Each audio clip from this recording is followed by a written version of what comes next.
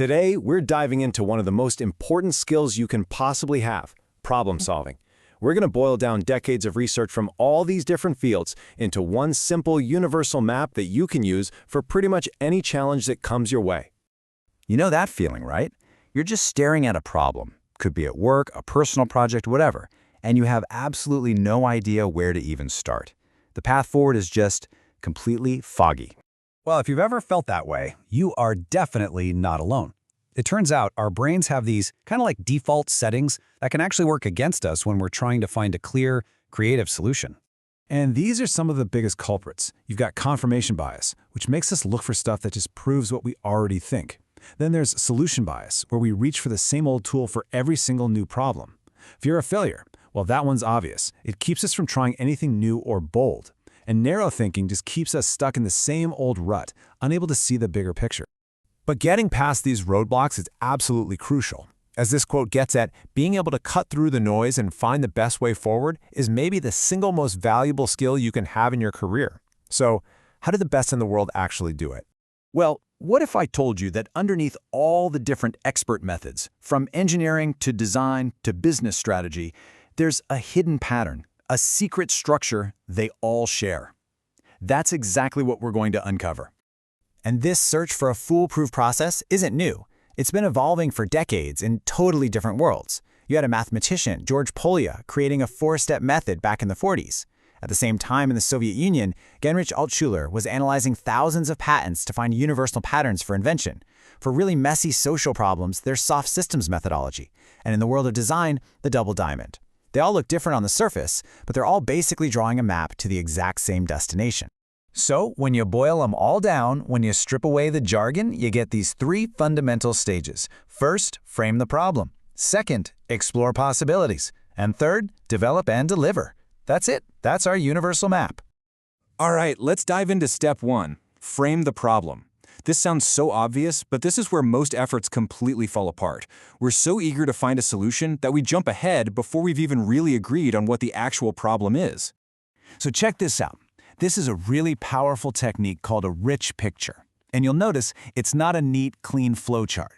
It's a deliberately messy sketch of all the chaos, the people, the conflicts, the weird relationships. The whole point isn't to define the problem in one perfect sentence right away. It's to first get your arms around its messy, complicated human reality. Okay, so once you've framed the problem, it's time to completely shift gears. This is the creative part of the process. And the key here, the absolute key, is to resist that urge to find the one perfect answer right away. Instead, your job is to generate lots of answers. This is what's known as divergent thinking. It's all about opening up your mind, not narrowing it down. Think brainstorming, asking, what if? Looking for ideas in totally unexpected places. Famous models like the double diamond are built entirely around this principle. You go wide to explore the problem, then you go wide again to explore solutions. And this chart here just lays it out perfectly. You need to be able to switch between these two mental modes. In the divergent phase, you're creating choices. You're asking, what if? Then, later, you switch to the convergent phase, where you're making choices, asking, what's best? You have to go wide before you can go deep. And that's when we converge.